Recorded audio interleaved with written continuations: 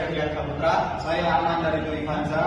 Selanjutnya kami akan membahas tentang 3 materi yang belum dijelaskan, yaitu resiko kepatuhan, resiko ekonomi, dan resiko investasi. Selanjutnya pembacaan materi resiko kepatuhan akan dijelaskan oleh teman saya.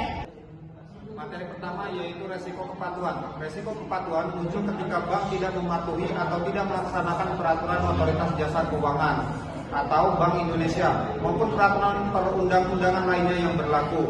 Bank senantiasa berupaya maksimal agar segala ketentuan dan peraturan yang berlaku dapat dilaksanakan dengan baik atau comply with regulation, dan secara terus-menerus melakukan langkah-langkah perbaikan dalam kualitas manajemen resiko, sistem pengendalian internal dan pelaksanaan tata kelola yang baik, serta memperhatikan prinsip kehati-hatian maupun prinsip syariah dalam menjalankan kegiatan operasional bank.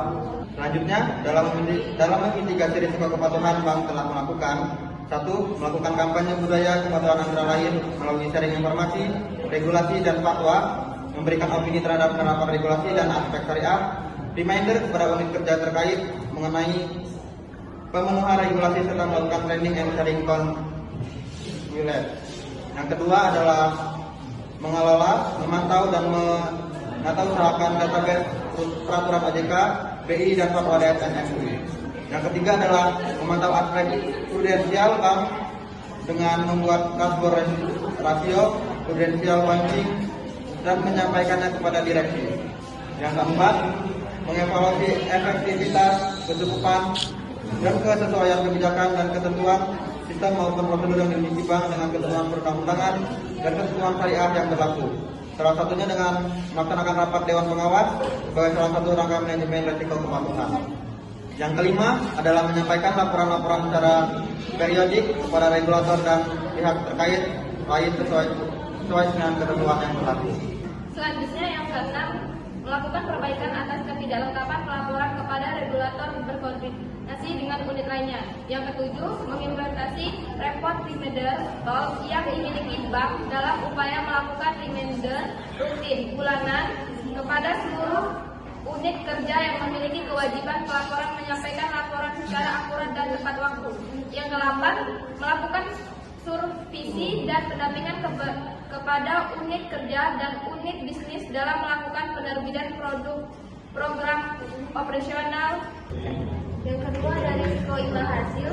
Risiko imbal hasil atau rate of return risk adalah risiko akibat perubahan tingkat imbal hasil yang dibayarkan bank kepada nasabah karena terjadi perubahan tingkat imbal hasil yang diterima dari bank dari penyaluran dana yang dapat mempengaruhi perilaku nasabah dan pihak ketiga bank.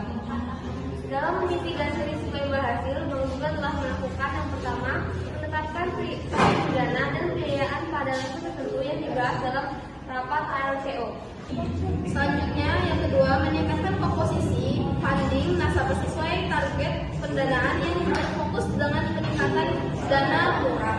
Terus yang ketiga, menurunkan konsentrasi pada nasabah sebesar dengan prinsip yang mahal untuk mengoptimalkan profitabilitas sesuai dengan bank-wide strategi. Yang keempat, ada mengontrol dan mengevaluasi cost of funds atau COFI dan net income margin melalui kajian atas overhead cost per segmen bisnis. Dan yang terakhir, melakukan evaluasi secara berkala atas income samping dengan menyampaikan laporan kepada Dewan Pengawasan. Yang terakhir yaitu risiko investasi. Risiko investasi adalah risiko akibat bank ikut menanggung kerugian usaha nasabah yang dibiayai dalam pembiayaan bagi hasil berbasis profit and loss sharing.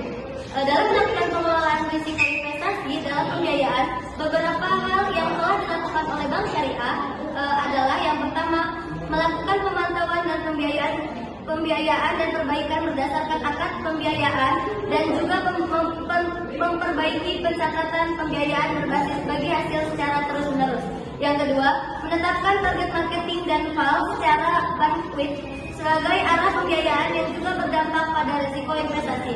Yang ketiga, melakukan kajian atas kinerja pembiayaan termasuk pembiayaan berbasis bagi hasil dan jual beli dan melakukan kajian untuk mengembangkan ketentuan produk pembiayaan berdasarkan akad dengan mitigasi dan yang memadai sehingga mengurangi risiko bagi bank.